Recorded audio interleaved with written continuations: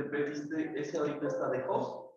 ¿Mm? ¿Ese computador está de host? No, está co-host. Ah, Está de co-host ahorita. pide. Host. Sí.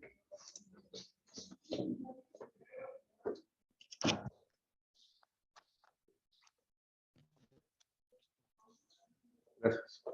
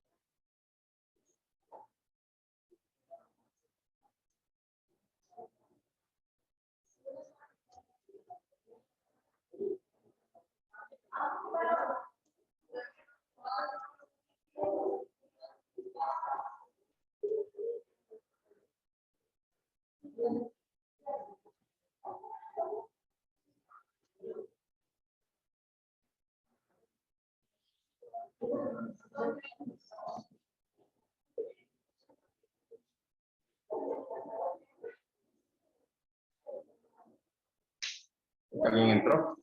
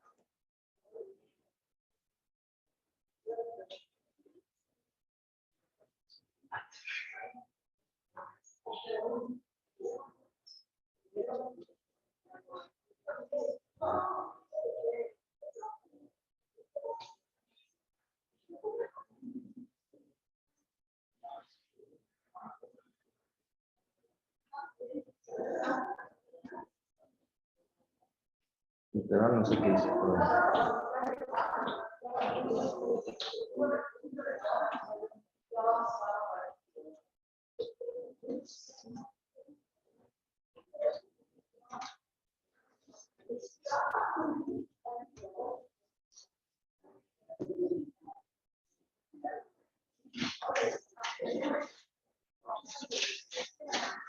Bueno, muy buenas tardes con todos. Última clase del semestre y espero que de su carrera. ¿Sí o no? Bueno, conmigo no. Creo que la mayoría ya presentaron. Aquí te tocó con Juan. A ti también creo ese mismo día o el día anterior. El primer día, o sea, el primer día. ¿No? Y bueno, espero que les haya ido bien. La mayoría de las cosas estuvieron bastante interesantes este semestre. Y te podría pedir el favor que cierres la puerta. Gracias. Bueno. Y bueno, prácticamente ya no les falta nada. ¿Por qué les falta? Entregar el documento, creo.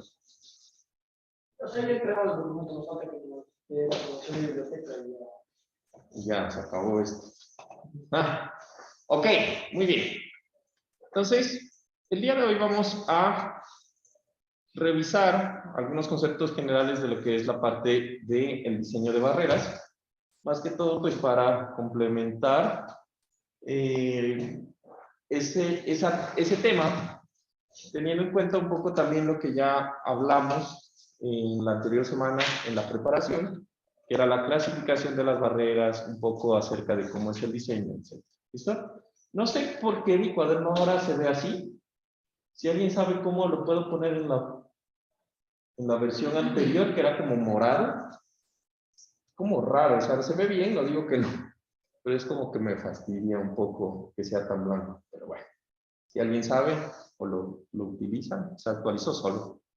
No sé qué pasó. Algo tuve que haber hecho. ¿Listo? Bueno, entonces vamos a hablar un poco acerca de, o mejor dicho, a concretar algunas ideas importantes acerca del tema de la barrera. Y más que todo vamos a puntualizar algunas cosas en la parte del diseño como tal, ¿no?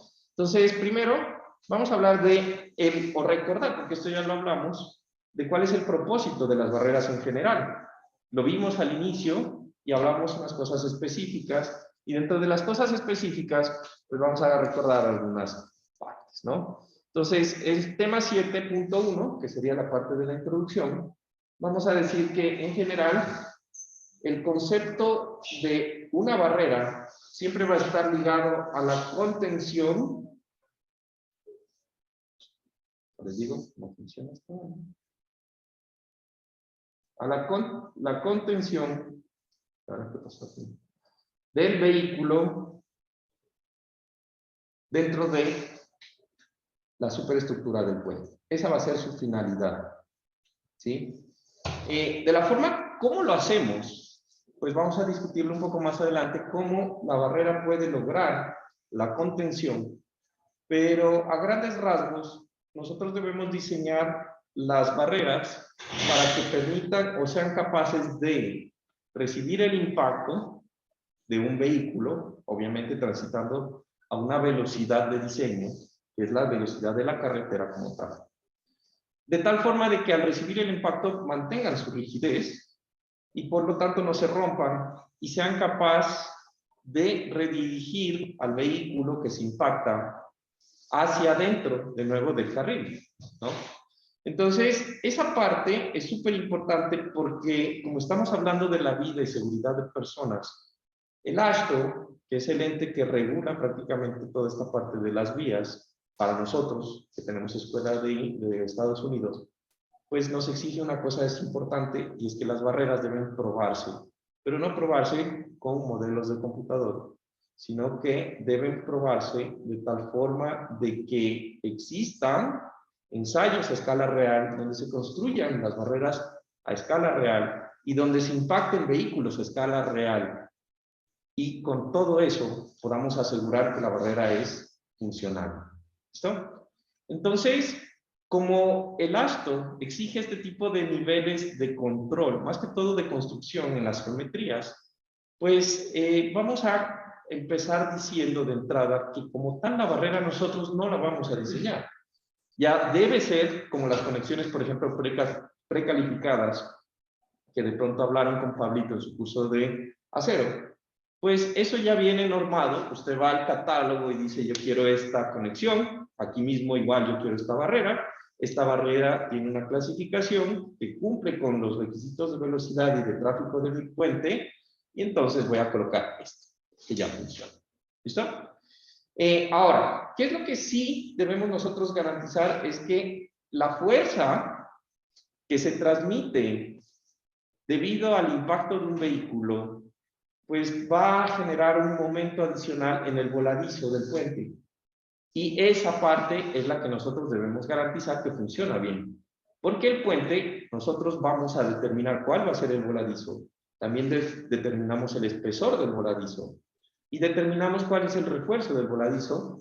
Y eso sale pues del análisis estructural de lo que es el elemento de la barrera, ¿no? Entonces, por último, nosotros tenemos que hacer es eso, la estimación de cuál es la fuerza que se va a transmitir en el momento que se impacte el vehículo para garantizar que el voladizo sea capaz de mantener esa carga de una forma segura. ¿Listo? Entonces, vamos a hablar un poco acerca de los tipos de barrera. Y dentro de los tipos de barrera, nosotros en el curso, al inicio, yo les mostraba la configuración básica, que es la que hemos venido adoptando para el curso, que eran las famosas barreras New Jersey.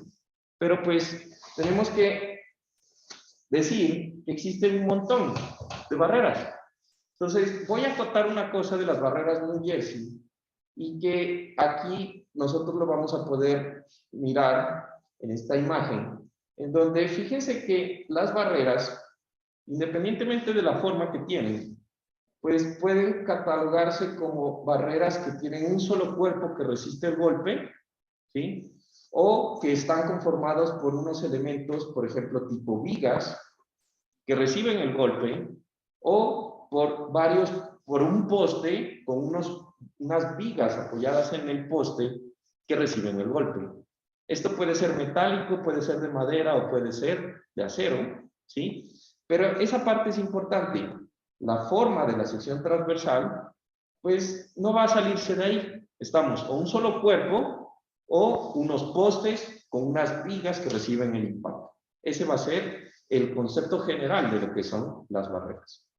Entonces, cuando nosotros hablamos de las barreras, estas que ustedes están viendo las vamos a catalogar como barreras simples, ¿sí? Y esto es debido a que una barrera simple va a ser aquella que permite recibir impactos solamente en un lado de la barrera. ¿Listo? Entonces, este tipo de barreras que nosotros vemos aquí, pues todas permiten recibir el impacto pues del vehículo que se aproxima, en este caso, en estas imágenes, del lado izquierdo, ¿no? De la barrera, impacto. ¿Listo? Pero también existen lo que serían las barreras dobles. En este caso, las barreras dobles van a ser aquellas barreras que, pues, obviamente, van a permitir soportar impactos a lo largo de sus dos lados principales. Entonces, por ejemplo, aquí está un detalle de una barrera New Jersey que es de tipo doble, ¿ya? Ahora, la ubicación en donde yo voy a colocar las barreras simples, pues va a ser lógica, va a ser en los extremos del puente, para contener los vehículos de que se salgan, ¿no es verdad?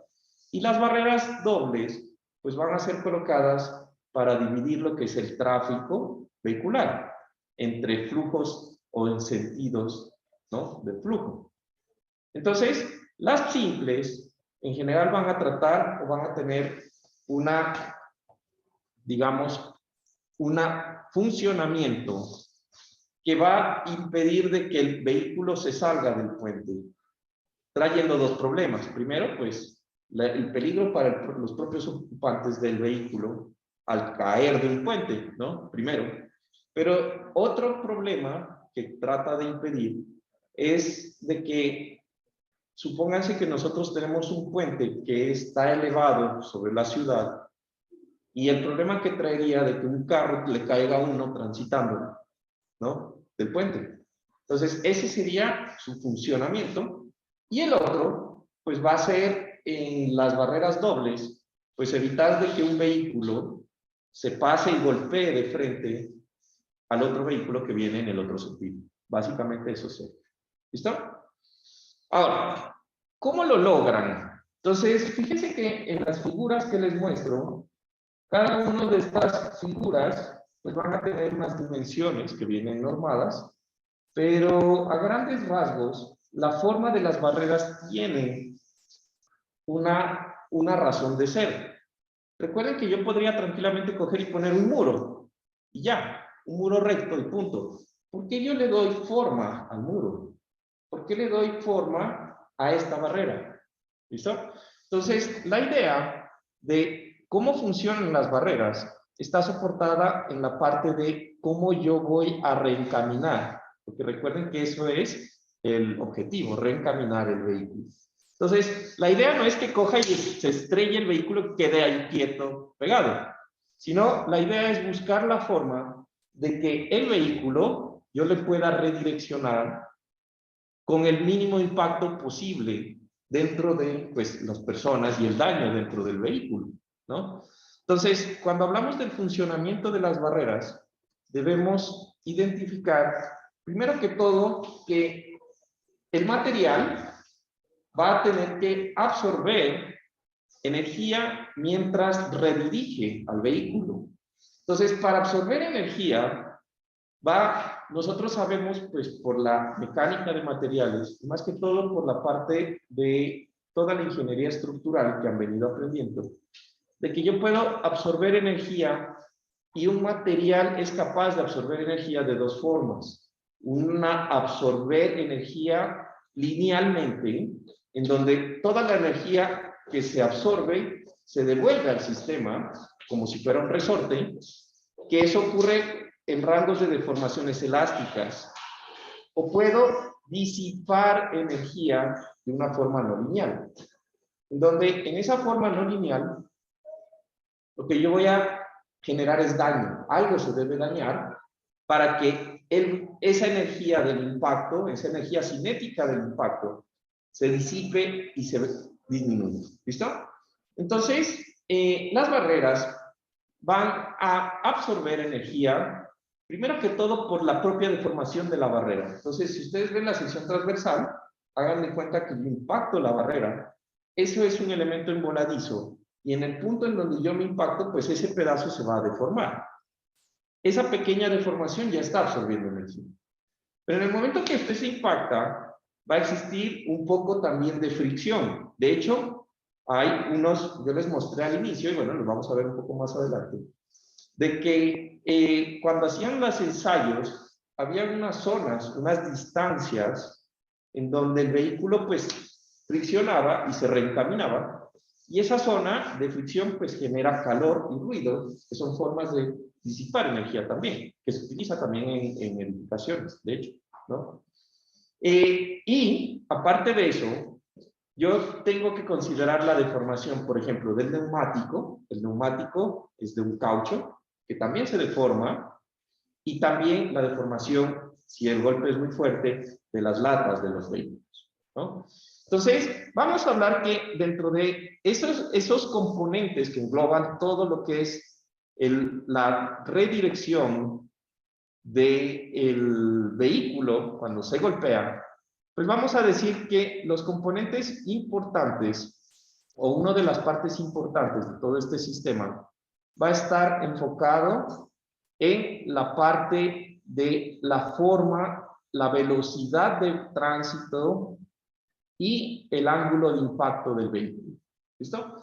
Entonces, tenemos que reconocer primero que la probabilidad de que un vehículo se impacte perpendicular a una barrera mientras circula, pues es baja. ¿Estamos de acuerdo? Entonces, ¿qué va a pasar? Lo que va a pasar es que el vehículo va a venir en un ángulo, ¿sí? Se va a desviar por X y razón, y yo entonces voy a tener un ángulo de incidencia del impacto contra la barrera. En ese ángulo de incidencia, yo voy a tener una energía cinética que está mandada, pues, por la masa del vehículo, ¿sí? Y por la velocidad del vehículo, que suponemos que no vamos en carrera, y es la velocidad de diseño del tren, ¿no? Pues ahí, primera cosa. Yo tengo un diseño, tengo una velocidad, y toda esa velocidad de diseño asume que no se anda como loco como ando yo, a más de 100, ¿no? Y bueno, pues encarronando. Ahora, una vez que yo me impacto, voy a tener un ángulo de rechazo o un ángulo de salida, ¿sí? Ese ángulo de salida de la física, nosotros sabemos que en función de cuál es el ancho, o perdón, el ángulo con el que yo golpeo, yo voy a transmitir ciertas fuerzas. Una, pues va a ser una fuerza longitudinal que va a ir sobre la barrera, ¿sí? Y una fuerza transversal a la barrera. Entre más sea el ángulo de golpe, más perpendicular a la barrera, pues la barrera va a soportar mucho más carga perpendicular. ¿Estamos de acuerdo? El vector se va a crecer. Y desde ese punto de vista, hay que reconocer que en el momento en que yo impacto la barrera, la fuerza que es longitudinal a la barrera le está produciendo compresión a la barrera, ¿no? Y eso, para un macizo de hormigón, pues realmente no es nada. Prácticamente el daño que puede sufrir una barrera por compresión es nada. El golpe que va a producir daño en la barrera va a ser todo la componente perpendicular que le está produciendo un momento a la barrera, ¿sí? Y un cortante a la barrera. Eso es lo que me importa.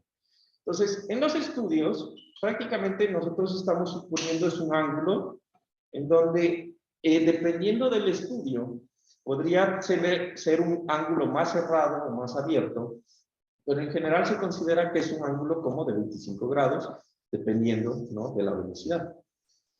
una vez que yo tengo ese ángulo de ataque, yo voy a analizar primero que todo es cómo funciona y qué pasa, ¿no? Entonces, supongan que yo tengo esta barrera, New Jersey, y veo el perfil de la barrera New Jersey en el sistema. Entonces, yo voy a tener aquí el nivel del piso y voy a tener esa forma de la barrera New Jersey lateral. Entonces, dependiendo de la velocidad, si usted se impacta con una de estas barreras a baja velocidad, lo que va a pasar es que se va a cunetear, o verediar, creo que le llaman aquí, ¿no? Verediar, ¿está bien? En el momento que usted coge con el vehículo, se queda borracho dormido, no mentira, esperemos que no sea por eso, pero se empieza a desviar y coge, impacta el sardinero, el bordillo, sardinero, ya no estoy seguro. El bordillo, le diría yo. ¿Y qué pasa? Pues el vehículo automáticamente le cabrillea, usted se despierta o se da cuenta que se está saliendo de la vía y corrige la dirección. ¿Listo? Entonces, ese pedacito es prácticamente lo que manda esa parte que es recta en la parte inicial. Un segundo. Está como que descargado. Sí. Entonces, esa fuerza o ese pedacito que yo tengo por aquí, que debería pintarse en azul, ¿sí? Es el que hace eso. Entonces, si la barrera fuera totalmente recta, tendríamos un problema, porque el chasis se golpeara, usted se dañara su carro, ¿sí? Y esa no es la idea. Ahora, como esto no está diseñado, pues para tráficos de velocidades bajas, cuando usted se impacta a mayor velocidad, ya empieza a ocurrir otra cosa. Entonces, está una segunda inclinación, que es esta que está por aquí, en donde en esta segunda inclinación, lo que va a pasar es que la llanta, representada con ese rectángulo rojo que está ahí, se va a subir y por el mismo efecto de la componente inclinada, va a hacer que el carro quede estable y se reencamine. ¿Sí? Eso, viéndolo desde una forma un poco más específica, vendría a generar el siguiente esquema de deformación en mi intento. Entonces, aquí hay una gráfica en la cual en el documento hicieron un modelo tridimensional de elementos finitos de un vehículo que se golpeaba o se impactaba contra una barrera. Y en ese mismo vehículo le hicieron un impacto real de un vehículo para mirar qué es lo que pasaba, qué tan bien podíamos representar las fuerzas, etc. Esa parte no es importante, sino más bien mirar cómo es el impacto, ¿no?, del vehículo y cómo se reencamina el vehículo hacia la parte del carril del diseño. ¿Se entiende? Entonces, aquí tenemos unas fotos de lo que pasó en el ejemplo o en el ensayo real con la barrera New Jersey. La barrera ni se inmuta, obviamente. Y aquí están las fotos del modelo tridimensional de un vehículo pequeño y de un vehículo más grande como el que tenemos. ¿Listo? Entonces, ese es el funcionamiento. La forma tiene ese funcionamiento y tiene ese propósito. ¿Listo? Entonces, de aquí, lo siguiente que salta es, bueno, ¿qué es lo que va a pasar para el diseño de las barreras? ¿Y qué es lo que yo debo considerar que se transmite en el diseño de las barreras para lo que sería el diseño del voladizo, ¿no? Entonces, resulta que, como vieron ustedes en su preparación, el diseño de las fuerzas de las barreras, pues está especificado en el ASTO mediante unos niveles de ensayo que ellos llaman. ¿Listo? Entonces, las barreras van a tener unos niveles o una clasificación que se conoce como los niveles de ensayo. Estos niveles de ensayo me van a determinar las fuerzas para las cuales yo debo diseñar las barreras, y más que todo me van a establecer cuáles son los tipos de barreras que yo puedo utilizar según el tránsito que yo espero y según la distribución, ¿sí?, de valores de vehículos que yo tengo en mi sistema estructural de barrera. Entonces, por ahí en el libro, ustedes van a encontrar la traducción de lo que está en el Ashton, que son los niveles TL1 al TL6, en donde el nivel TL1, pues van a ser barreras que son capaces de contener vehículos pequeños, que se utilizan para puentes de ¿sí?, tránsito de vehículos con bajo volumen de tránsito. Y por el contrario, vamos a tener las TL6, que van a ser barreras que son utilizadas en, primero que todo, vehículos de grandes dimensiones, tanques cisternas, tanques, por ejemplo, vehículos para el flujo o el tránsito de camiones del ejército, que siempre son, ¿no?, o que son ubicadas en puntos desfavorables dentro del puente o del alineamiento. Por ejemplo, en puentes curvos, con radios de curvatura bajos, ¿sí?, donde son curvas cerradas, pues ahí es muy probable que un carro trate de salirse, y ahí se colocan este tipo de barras. ¿Listo? A manera de ejemplo, tanto ustedes como yo encontramos un documento, ¿no es verdad?, en donde muestran un poco cuáles son las clasificaciones de los vehículos que pueden estar circulando en una escala por ahí. Entonces nosotros tenemos que en la clasificación de las barreras, decimos que las barreras de alta contención empiezan a ser las barreras TL4 y superiores, en donde aquí aparece la energía en escala que son capaces de disipar, que va a estar en función mucho de la velocidad de flujo de tránsito, que está ahí mostrada, el ángulo de ataque con el impacto y el golpe, o la masa del vehículo que está impactando en este caso. ¿Listo? Entonces podemos darnos cuenta en este punto de que los vehículos que nosotros estamos esperando, pues van a tener cierto tipo de diferencias, pero en general, pues va a estar todo el diseño de las barreras regido a una energía que hay que disipar y a una energía que hay que contener producto de la energía cinética. ¿Listo? Entonces, por ahí también ustedes en la tabla A13, esta es de la norma, pues van a encontrar que una vez que nosotros tenemos la clasificación de la barrera que necesitamos, vamos a tener un esquema de fuerzas para el cual se diseña. Pero este esquema de fuerzas, como les repetí, o les mencioné hace un momento, pues no es directamente, yo no lo necesito tanto para la parte del diseño de la barrera como tal, sino que me va a determinar una cosa importante, que es cuál es la fuerza que se transmite máxima y que se puede transmitir, que es lo que vamos a hablar ahorita un poco más adelante. ¿Listo? Entonces, en este esquema está una barrera del tipo que tiene, no es una New Jersey, es una barrera de acero que tiene dos elementos de vigas que están pegados a unos postes, y por lo tanto el sistema estructural pues está dado por la resistencia de esos dos elementos de viga que están pegados a los postes y que soportan el vehículo, ¿no?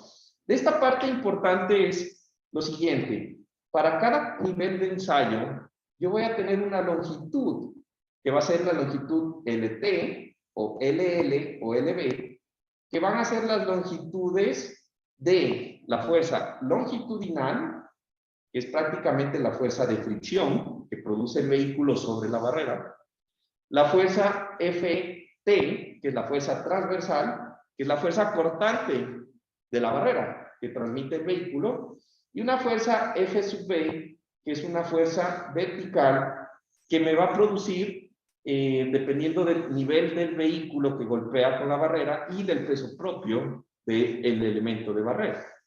Todos estos van a tener una longitud y el punto de aplicación es muy importante de esta fuerza. El punto de aplicación de todas estas fuerzas va a estar dado en función de la altura del vehículo que esperamos que golpee.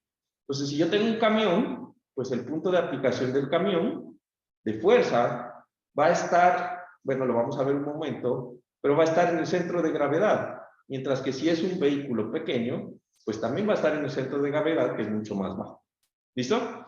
Entonces, la altura de ese punto de aplicación, que aquí está en el gráfico denominado como H sub E, es importante porque a mayor altura, es lógico pensar que si esta barrera está en el voladizo, pues me va a producir un mayor momento en el voladizo. ¿Estamos de acuerdo? ¿Se entiende esa parte? Y no, pues es un mayor momento que me va a producir, pues, un peor efecto en general. Ahí están también subrayadas unas letras en azul y en verde.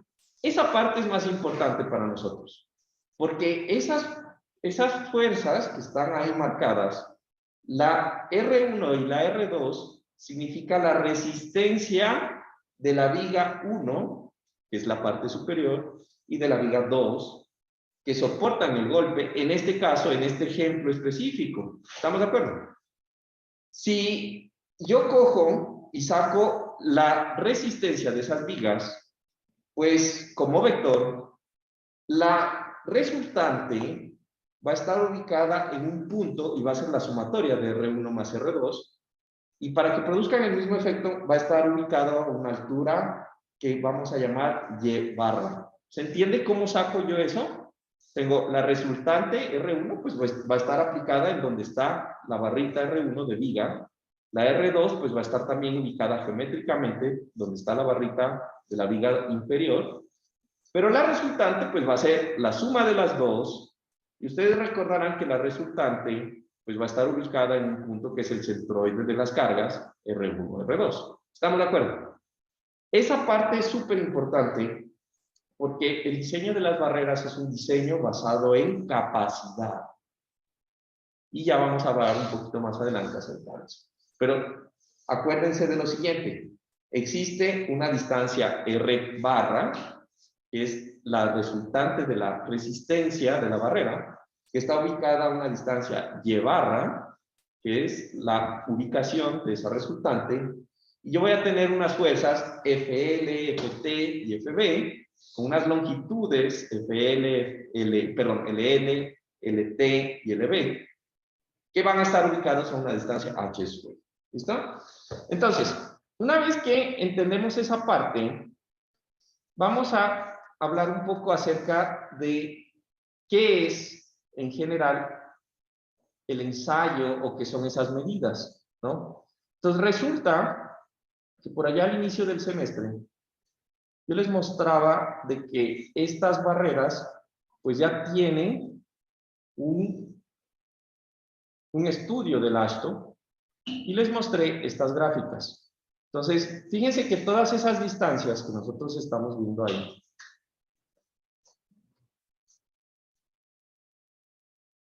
todas esas distancias que nosotros estamos viendo ahí, pues en últimas resultan en o son estimadas en función de un ensayo de campo que nos exige el AASHTO. Entonces, por ejemplo, yo busqué una barrera TL4, que dijimos que era una barrera para contener ya un vehículo de este estilo, de 10 toneladas, ¿sí? Y ese vehículo TL4, directamente ya me apareció el armado.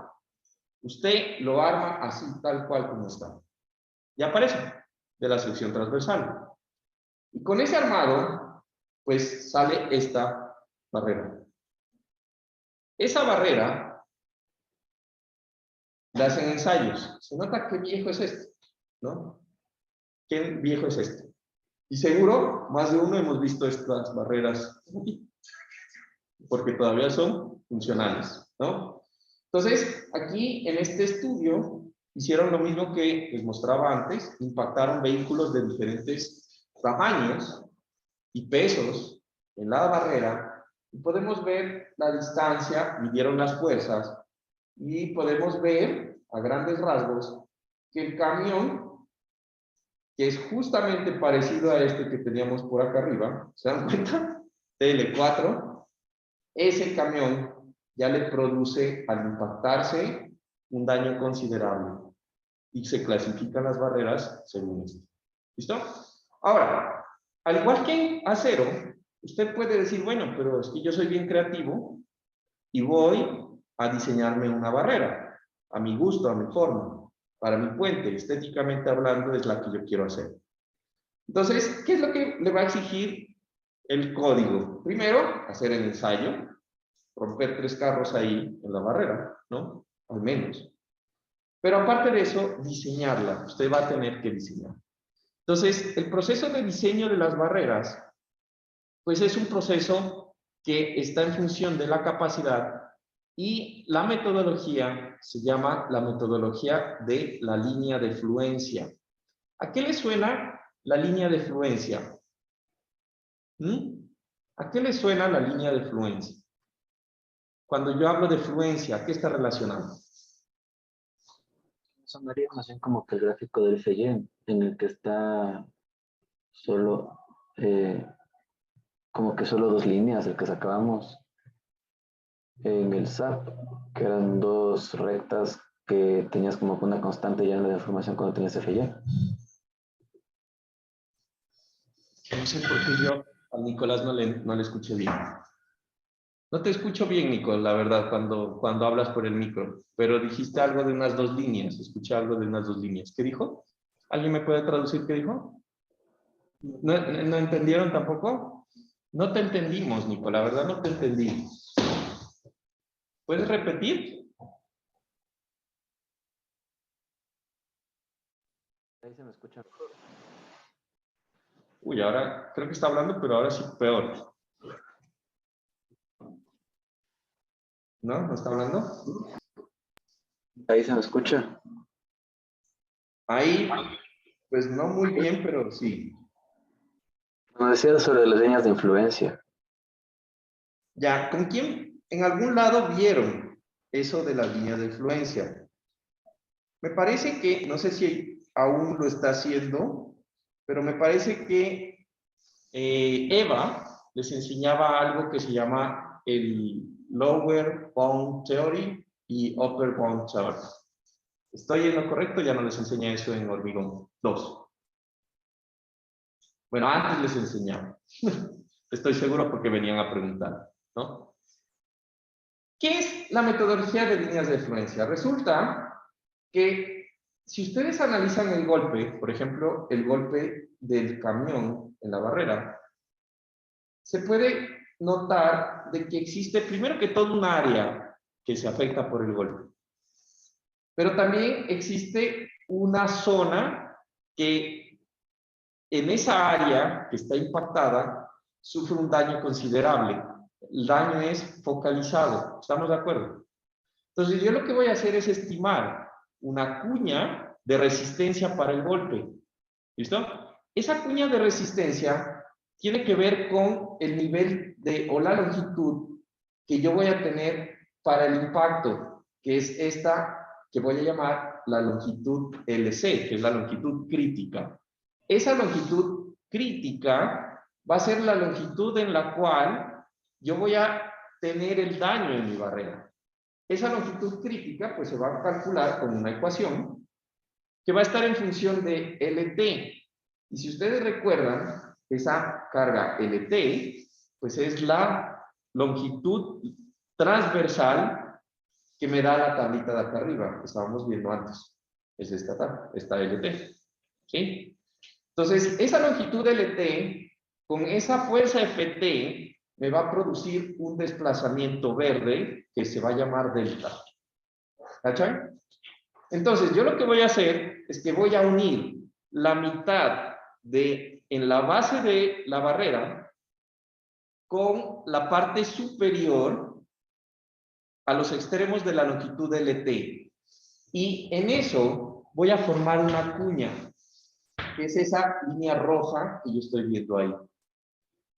Eso es el punto en mi barrera que va a ser capaz de disipar la energía del impacto. Ahora, se llama la metodología de líneas de fluencia porque esa línea roja y el punto que de pronto aquí no está marcado, que es esta línea amarilla, ¿sí? Van a ser aquellas líneas que van a alcanzar su máxima capacidad dentro del impacto. Entonces, ustedes imagínense el golpe. Por el golpe más fuerte que ustedes tengan, lo que va a pasar es que la máxima capacidad que va a tener la barrera para soportar un impacto sobre esas tres líneas es cuando esas tres líneas se formen y se rompan. ¿Estamos de acuerdo?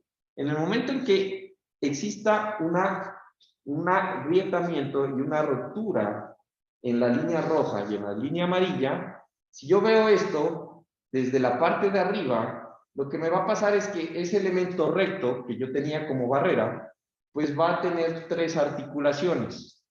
Y esas tres articulaciones en un elemento recto producen un sistema inestable. ¿Recuerdan? Cuando yo tengo una viga, imagínense que esto fuera como una viga simplemente apoyada, en donde se forma una rótula en la mitad.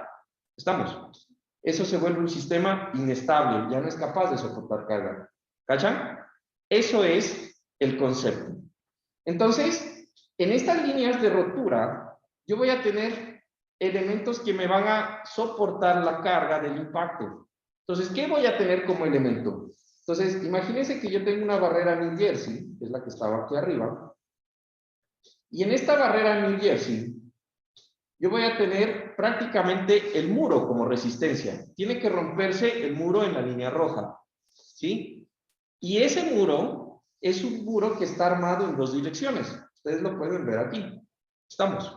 Yo voy a tener un muro con acero en X, un acero en Y, o una barrera con acero en X y un muro o una barrera con acero en Y.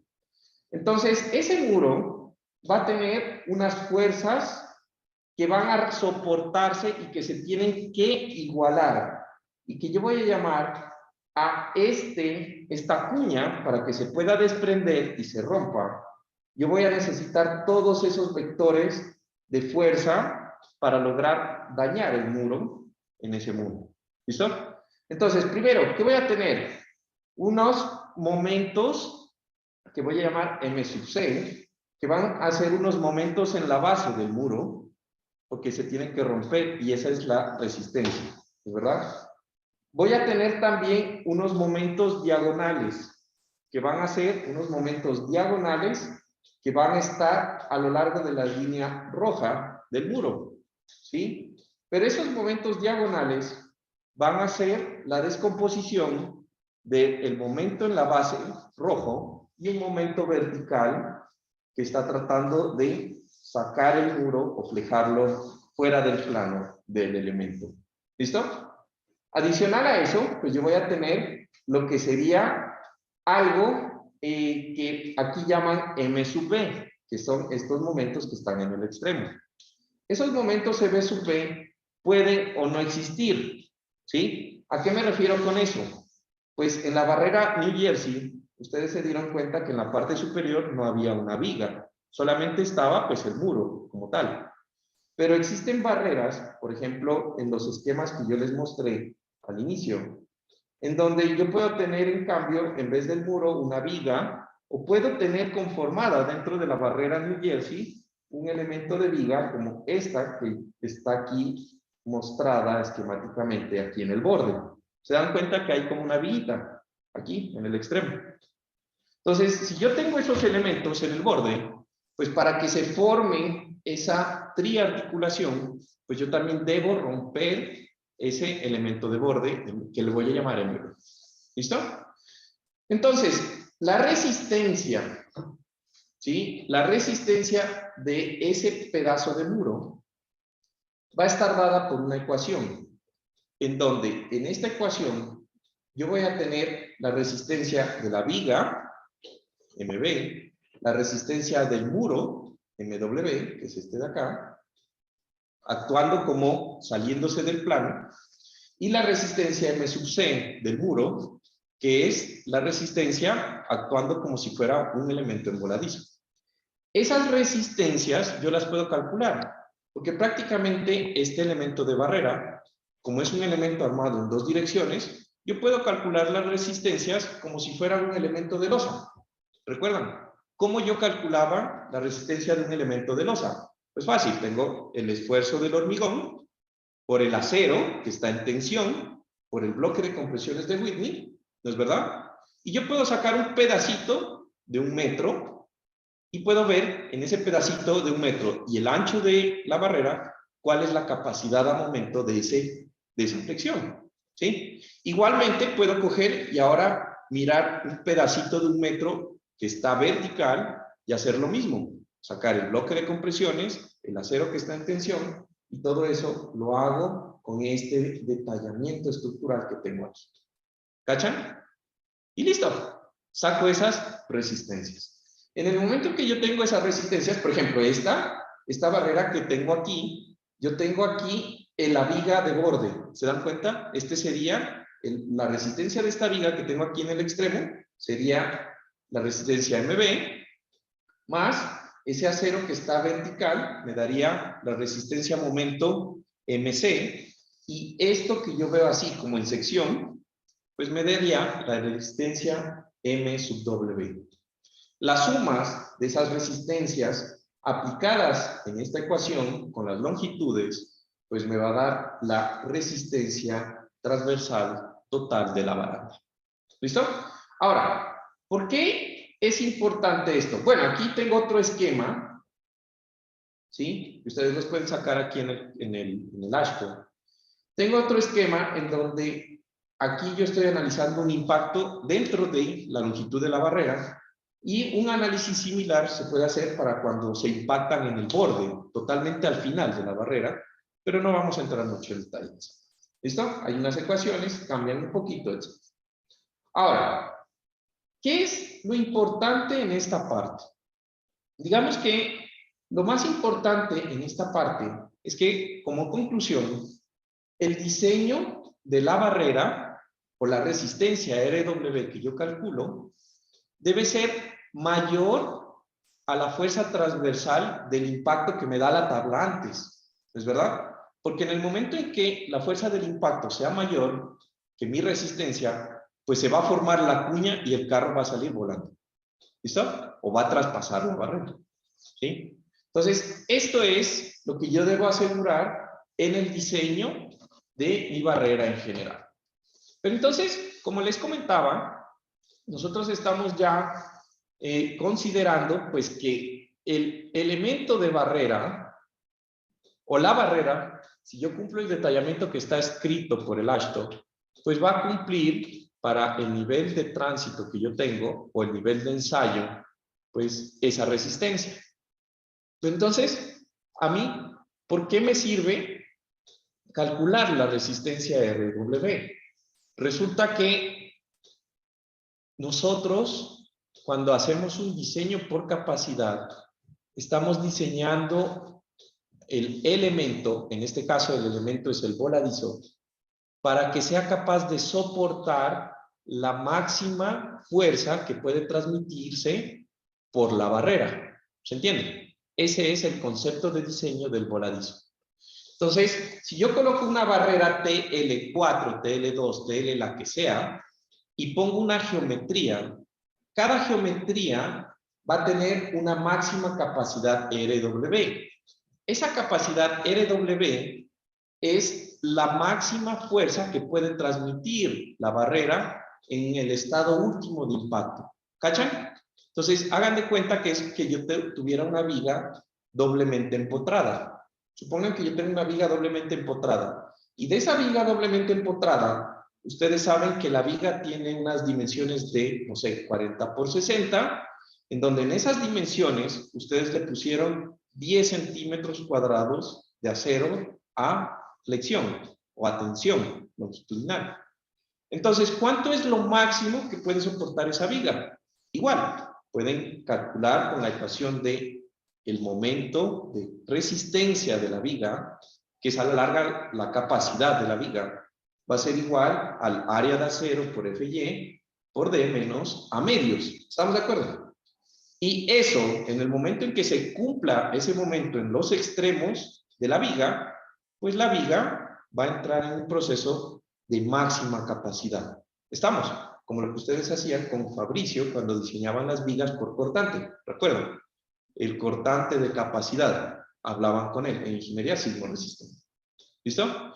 Entonces, si yo les digo, bueno, entonces, si yo sé eso, y yo tengo que diseñar los empotramientos de esas vigas, ¿a qué momento diseño esos empotramientos? ¿Al momento que sale de SAP o al momento de capacidad que tienen de transmitir la viga?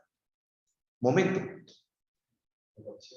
Al de capacidad, ¿no es verdad? Porque en el momento en que se excede ese momento, pues la viga se va a articular y se va a volver un elemento que no transmite momento. ¿Cachan? Ese concepto es el que vamos a aplicar en este punto. ¿Listo?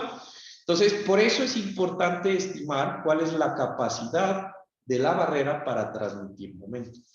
Entonces, cuando yo hago el diseño del voladizo, lo primero que tengo que recordar es lo siguiente. Recuerden que el impacto de un vehículo sobre el voladizo es considerado un evento extremo. ¿Recuerdan? Entonces yo tenía la tablita en donde dentro de mi estructura de puentes yo tengo estados límites. ¿Quién me recuerda cuáles eran los estados límites para el diseño de puentes? De resistencia, Fatiga y fractura ahí. Evento extremo. Entonces yo voy a recordarles un poquito lo que vimos aquella vez cuando mirábamos las combinaciones, en donde prácticamente el diseño del voladizo yo lo tengo que hacer para considerar 3 escenarios posibles. ¿Listo? Que llamamos aquí casos de diseño. Entonces, los casos de diseño van a ser lo siguiente. Yo voy a tener las fuerzas transversales de la tabla con las fuerzas longitudinales, ¿sí? Y voy a aplicar en esas fuerzas las combinaciones de evento extremo 2. Ese es mi primer caso. Voy a tener un segundo caso en donde solamente voy a aplicar las fuerzas verticales. Recuerden que las fuerzas verticales en la barrera, F, B, pues están produciendo directamente un momento en el voladizo. Directo, ¿es verdad? Entonces yo voy a tener las fuerzas verticales con la combinación correspondiente a evento extremo 2, nuevamente. Y el último caso van a ser las cargas en el voladizo con un diseño mayorado para la combinación de resistencia. En esos 3 estados de carga, yo debo garantizar que el elemento del volado sea capaz de soportar las cargas que funcionen. Entonces recuerden que estamos hablando de el efecto de un vehículo golpeando, ¿sí?, las barreras. Entonces, cuando yo estoy considerando el vehículo, cuando yo tenía la combinación de resistencia 1, ¿existía la colisión de vehículos en esa combinación? No. Entonces, a manera de recuerdo, fíjense que aquí aparece el caso 2 de evento extremo. Si ustedes recuerdan, habían solamente 2 casos. El 1 era para lo que existe o el análisis de sismo sobre la estructura. Y el 2 es los golpes o los choques o los impactos de vehículo. Por eso, los casos solamente consideran la combinación evento extremo 2. ¿Qué quiere decir eso? Que nosotros cuando diseñamos puentes, en las barreras estamos diciendo y suponiendo que la probabilidad de que se choque un vehículo a 100 kilómetros por hora o a la velocidad de diseño mientras ocurre un sismo es tan baja que ni consideramos el escenario. ¿Estamos de acuerdo? No ocurren simultáneamente, ¿sí? Nuevamente sabemos que tenemos nosotros aquí la ecuación básica de diseño para puentes, donde aparecía un eta. ¿Qué era el eta? ¿Recuerdan? ¿Qué era el eta? Ajá, era un factor de redundancia, de importancia y de ductilidad, y dependiendo de si yo quería un máximo efecto o un mínimo efecto, multiplicaba o dividía o sacaba la inversa de la multiplicación. ¿Listo? Pero entonces, en estas combinaciones, que yo las volví a copiar aquí, para las combinaciones de evento extremo, aquí aparece un gamma sub p. Ese gamma sub p salía de unas tablas también, en donde había un factor máximo o mínimo, dependiendo de lo que yo quería.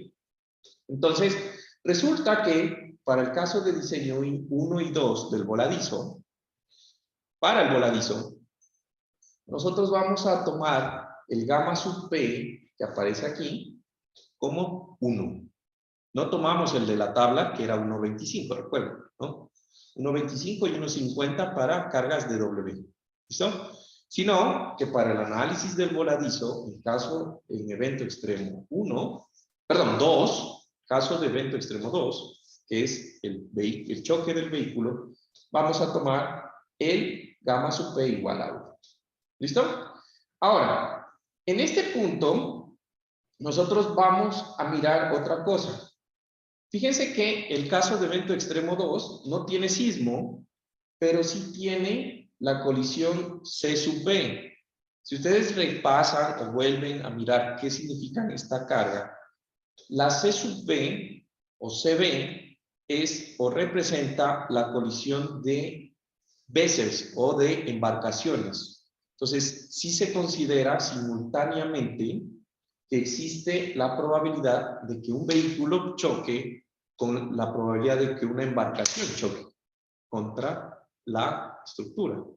Que es algo, pues yo también creería que es improbable, pero bueno, se lo está ahí considerando. ¿Listo? Ahora, ¿cómo funciona esto? Entonces, recuerden que yo tenía por aquí un esquema de fuerzas en donde aparecían las resistencias de mis barandas. ¿Estamos? Entonces, cuando yo diseño el voladizo, lo que voy a asumir es esa resistencia que se produce con unas fuerzas en mi elemento. Entonces, recuerden que yo tengo unas fuerzas verticales, unas fuerzas horizontales, que van a ser las del vehículo, FT, que me las da la tabla. Y yo, cuando les decía, para el diseño del voladizo, yo puedo permitirme que el vehículo se acerque, ¿cuánto? A la barrera. Cuando era normal, el diseño de la losa, las cargas del vehículo no podían estar a menos de 2 pies, ¿recuerdan? ¿Sí? Cuando yo diseño el voladizo, yo puedo acortar eso a un solo pie. Entonces, las cargas de las ruedas del vehículo, yo las voy a trasladar a un pie de la barrera. ¿Cachan? Y en ese punto, yo voy a sacar las fuerzas que necesito para el diseño, en el cual yo voy a tener la resistencia, RW, aquí representada como R barra, que es la resistencia de la barrera, y la altura Y sub barra, que es la altura en donde está el centroide de la resistencia de las barreras. Entonces, ese sistema, la resistencia azul, debe ser mayor a la, en este caso, la demanda, que son esas fuerzas verdes que tengo ahí. Entonces, en este punto, yo voy a tener los valores y con algunas ecuaciones que están en función del peso del vehículo, del ancho del vehículo y la altura al centro de gravedad del vehículo, yo puedo sacar lo que serían las dimensiones para garantizar lo siguiente. Las barreras, aquí está en inglés, deben ser proporcionadas de tal forma que la resistencia, nuevamente, mayor a FT, la altura de donde está la resultante de resistencia de la barrera debe ser mayor a H sub E sobre 12, y con todo esto, el momento que se produce en justamente el extremo, en la base de la barrera, va a ser igual a R barra por Y barra. ¿Estamos de acuerdo? Ese sería el momento de resistencia, o mejor dicho, de capacidad máximo que se produce en la barrera. ¿Cachan? Entonces, Una vez que yo tengo eso, yo voy a tener que hacer unos chequeos. Entonces, resulta que en el momento de demanda, ese momento de demanda en la base del muro, ¿sí? Tiene que ser menor a lo siguiente. Menor o a lo sumo igual a lo siguiente. M sub S, que representa la flexión del tablero por unidad de longitud. Entonces, ustedes recuerdan que nosotros teníamos el diseño de la losa, y ese diseño de la losa, teníamos un espesor de la losa y un acero. En el voladizo, pues es lógico, o debería ser lógico en este momento para todos, de que el voladizo es un elemento que no importa la carga, siempre está funcionando a momento negativo. ¿Estamos? ¿Sí o no? El voladizo. Entonces, la resistencia del voladizo a momento negativo, yo la puedo calcular nuevamente con la ecuación el área de acero, Fy por D menos A medios, teniendo en cuenta, pues, el valor de acero que puse en el diseño de mi losa. ¿Estamos? Entonces, esa resistencia es la que yo voy a llamar M sub S. ¿Listo? Y de ahí yo voy a tener una resistencia que se llama, que es la fuerza de tracción por unidad de longitud. ¿Qué es la fuerza de tracción por unidad de longitud? En el momento en que usted golpea la barrera, la losa empieza a funcionar como un elemento que está en tensión. O sea, el voladizo empieza a soportar una componente horizontal de tensión. Y esa componente horizontal de tensión le va a producir una resistencia que va a producir un par de momentos. ¿Listo? Entonces, ¿cómo se calcula ese T? Pues aquí aparece la ecuación, en donde R es la fuerza, R de resistencia, por LC, sobre LC más 2 veces H. Donde H, pues, es este valor que teníamos por acá arriba. Ya me olvidé de dónde es que estaba. Este valor por acá. Esta altura H que tenemos. ¿Cachan? Y listo. Entonces, si yo cumplo eso, que el momento M sub de capacidad, que es R' por H, etc., cumple esta inecuación, pues prácticamente estoy garantizando el diseño del elemento de la barra.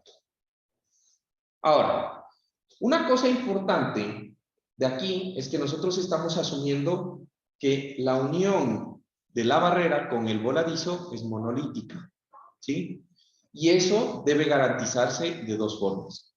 Primero, en el momento en que yo tengo el detallamiento estructural, pues esto ya me dice o ya me asegura de que el momento que se transmite, pues es capaz de transmitirse seguramente de la barrera al voladizo.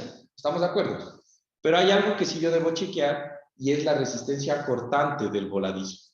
Entonces, en este plano que yo tengo acá, digamos, si yo dibujo un plano de cortante debido al impacto de la barrera, yo puedo saber que en este plano, se movió esto, en este plano rojo que acabo de dibujar, en ese plano rojo existe un plano de corte.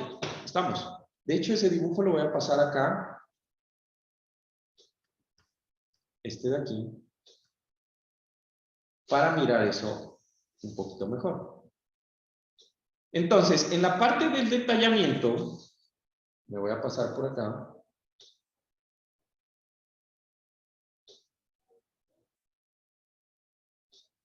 En la parte del detallamiento, no se pasó el plano de corte. Creo que si hago así funciona. Entonces, en ese plano de corte, fíjense que existen unos aceros que están por aquí.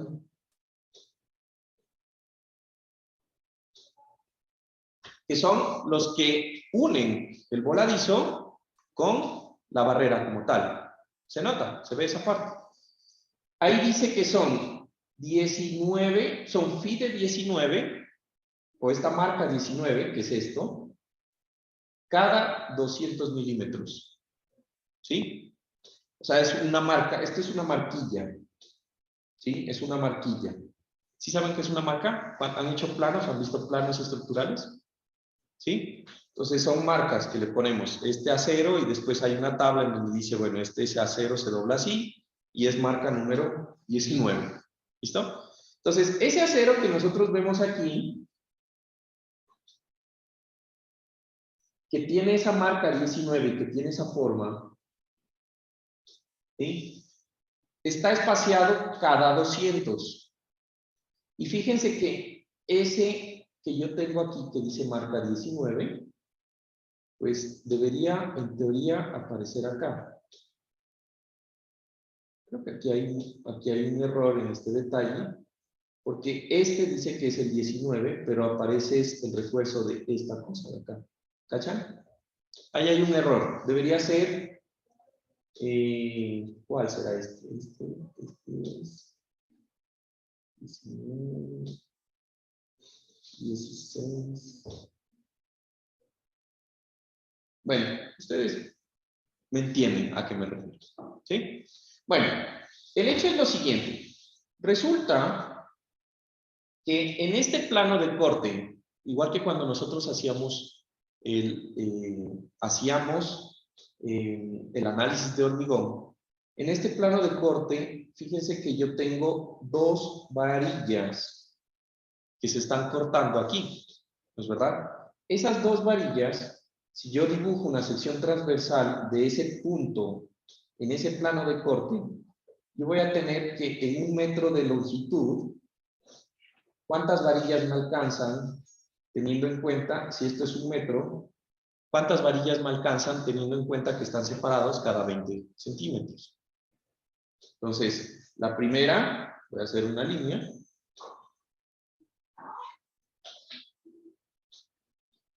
La primera va a estar a 10 centímetros, ¿no? La última a 10 centímetros. Y tengo 80 entre 20, me da 4 espacios, ¿sí o no? ¿Estaríamos bien? 20, 40, 60, 80, 10. Esto sería mi esquema de 1 metro de largo de esa barrera. Ah, pero solo que las barras van a estar abajo en el corte y creo que puedo hacer esto, estoy muy seguro, ya no me acuerdo.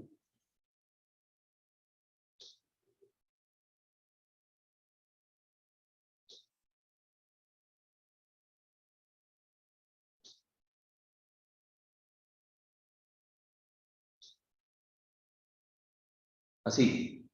¿Estamos de acuerdo? ¿Sí se entiende ese corte cómo lo estoy haciendo? ¿Sí? Digamos que en este corte que yo acabo de hacer, pues teniendo en cuenta este ancho estaría representado aquí. Por cierto, en casa me están entendiendo o no. No estoy seguro si los que están aquí me entienden. 525 milímetros. Sí, Juan Carlos. Este de acá vendría a ser 1000 milímetros, que sería 1 metro. ¿Listo? Entonces, esas varillas me representan el área de elementos que están sometidos a cortante en 1 metro lineal de ese elemento. ¿Estamos? Entonces, para el detallamiento, si yo cojo y sumo el área de todas esas varillas, me va a dar un área total por 1 metro de longitud. ¿Estamos? Entonces, para el detallamiento, yo debo garantizar primero que la separación de esas varillas, ¿sí?, debe ser menor a 60 centímetros en general, en lo que es las barreras. Que en este caso, pues cumplimos, eran 20. Horizontales y verticales, pues tenemos que ver el detalle. Cada cuánto están estas barras verticalmente, pero seguramente, pues si esto era 60, era 20, pues obviamente no van a estar cada 60. Y esa área de corte que nosotros tenemos aquí, que resulta de sumar todas estas varillas que hay en 1 metro, deben ser mayores a este valor. que es 352 por el B efectivo, que es el ancho del elemento, aquí 525, ¿no? Por sobre F sub B, que es el FY del estribo. Eso en centímetros cuadrados por metro. ¿Listo? Yo garantizo eso y esa es el área mínima de refuerzo que yo debo tener en el plano de unión entre la losa y la barrera.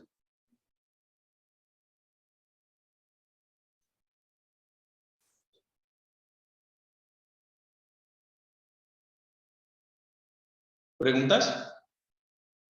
¿No? Ok. Ahora, recuerden que todo esto ya viene, el detallamiento que yo acabo de hacer, o que yo acabo de mostrarles, esto sale del AASHTO, yo no lo invento. Usted debe hacer esta comprobación solamente si usted se está inventando la barrera, cosa que pues no lo vamos a hacer.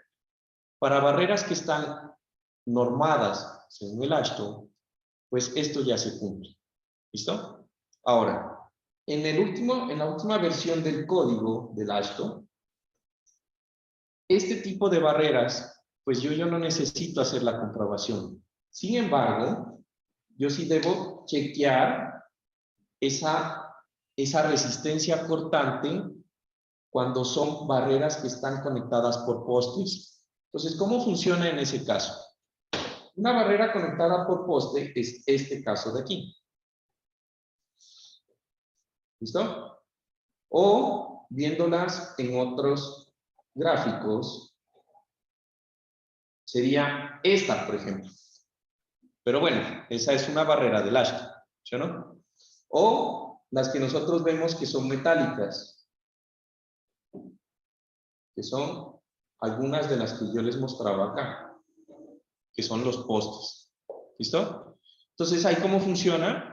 Prácticamente yo debo garantizar que en la longitud de la cuña LC, pues el número de postes que están colocados sean capaces de soportar la fuerza del impacto F sub T. Eso es básicamente el chequeo. ¿Listo? Entonces, fíjense que con Gustavo, seguramente ustedes han de haber visto algunos tipos de barrera. Actualmente existen unas barreras muy interesantes que permiten que el poste se desconecte, ¿sí? En donde la parte de las viguitas se sueltan, cuando sienten el impacto se sueltan, y el material es tan elástico que es como si usted se chocara contra un resorte y lo encamina, ¿sí? Gustavo me mostraba eso, ¿qué les decía? Pues en pavimentos, no sé si a ustedes o a los chicos de ahora, de que existen ese tipo de barreras. En conclusión, el diseño de la barrera prácticamente se fundamenta en dos cosas. Las barreras deben estar o deben seguir los lineamientos que exige el AASHTO para una barrera normada. Si usted utiliza esas barreras, pues el detallamiento que usted encuentra ya cumple las especificaciones para la barrera como tal. Si uno va a usar una barrera normada del AASHTO, pues le toca hacer todo el análisis en donde tiene que asegurarse ensayos a escala real, pues que la barrera sea capaz de contener el vehículo que usted espera contener con eso. En el momento en que usted ya tiene las fuerzas de diseño, lo que nosotros vamos a hacer es calcular la capacidad de la barrera con las ecuaciones que acabamos de ver ahí. Y con esa capacidad de la barrera, lo que vamos a hacer es calcular el momento en el extremo del voladizo de demanda sobre el voladizo. Ese momento del extremo de demanda, ese momento de demanda en el extremo del voladizo, que nosotros llamamos M sub C, debe ser menor o máximo igual a la capacidad de momento, la capacidad de momento negativo del voladizo, más una fuerza de tracción que ocurre durante el impacto que se estima con esta ecuación. En el momento que usted garantiza que su acero puede soportar eso, pues dice que el voladizo está correctamente diseñado para soportar la fuerza. Ahora, una cosa súper importante en este caso. El acero del diseño del voladizo, ¿sí? Por la barrera, el único que se afecta es el diseño el acero por momento negativo. ¿Estamos de acuerdo? Que es el que está actuando en ese punto. Entonces, nosotros no es que vamos a poner acero adicional. Estamos. Recuerden que nosotros ya diseñamos, o en teoría deberíamos haber diseñado el momento o la losa para soportar por resistencia 1 un momento. ¿Sí? Lo que vamos a hacer es, al igual que hacíamos en vigas o en la misma losa, que nosotros chequeábamos para servicio 1, ¿sí? Los momentos. Vamos a chequear ahora para evento extremo el impacto del voladizo. ¿Cachan? Y el mismo acero debe cumplir para los 3 estados. No es que voy a poner más. Y voy a poner en el voladizo el acero que me dé más grande para servicio, para resistencia o para el impacto del vehículo. Solo en el voladizo. Solo en el voladizo. ¿Se entiende? ¿Listo? ¿Alguna pregunta?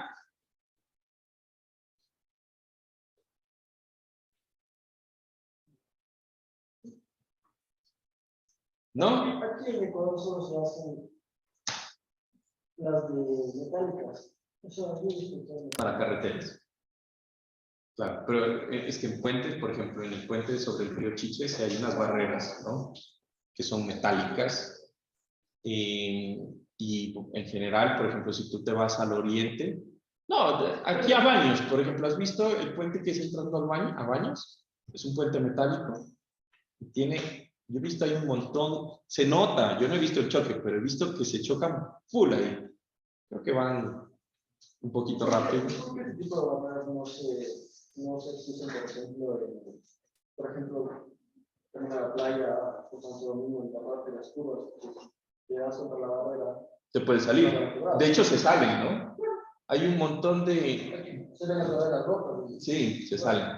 ¿Pero por qué no se exigen esto? Digamos que ahí es un criterio más que todo del manual de carreteras. Aquí, ¿cuál es el manual de carreteras que exige eso? No me acuerdo, no sé, de hecho. ¿Cuál es la entidad que rige el diseño de carreteras en Ecuador? Creo que es el TOP, ¿no? ¿El MOP? ¿Sí? No sé. Bueno, yo puedo hablar por Colombia, que es lo que yo sé, porque no es mi área. De pronto le podemos preguntar al Gustavo. En Colombia se hace Invías, que creo que ustedes también aprendieron con Invías. Entonces, en Invías hay unos requisitos en función del radio de curvatura de la vía y la velocidad de flujo. También exige el mínimo tipo de barrera que se permite.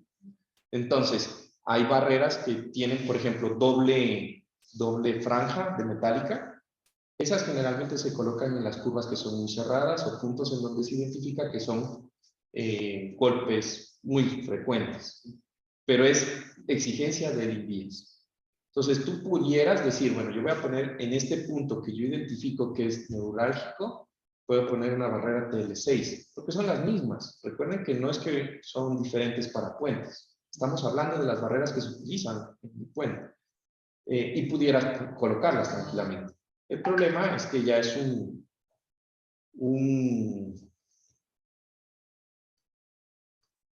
una exigencia de la normativa, ¿no? Se debe colocar. Por ejemplo, es como a la entrada de túneles. Eso yo no he visto aquí, por ejemplo. En la entrada de túneles siempre se colocan barreras blandas que se deforman. Cuando son túneles de dos, como por ejemplo el túnel, ¿cómo se llama el túnel ese que queda? Creo que le llaman los túneles, de hecho, ¿no? Hay los túneles de Guayasamín, aquí en la ciudad. ¿Y los otros cómo se llaman? ¿Del centro o del Los túneles. Yo creo que le llaman los túneles nomás. Creo que es eso. Sí, creo, sí. Churros, ese Sixto, aparte de reservar mesa fácil, encuentra mesa en todo lado. Pero bueno, ahí en la división siempre debe haber una barrera que es específica, que es con agua en Colombia, ¿no? Entonces tú te impactas con eso y ya, pues, o sea, sale volando el agua, pero no te das contra el puente, que es muy común. Pero es algo de requisitos, o sea, del país como tal, ¿no? ¿Alguna otra pregunta? Mi bebé está bueno. ¡Listo! Entonces, como diría Pablito, esta es toda la teoría del semestre. Espero que estén avanzando bien con su proyecto.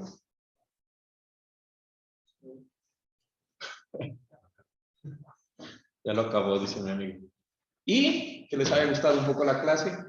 A la larga fue un condensado, como dije al principio. Hay muchísimo tema en puentes. Solo alcanzamos a rozar las generalidades de los componentes más importantes.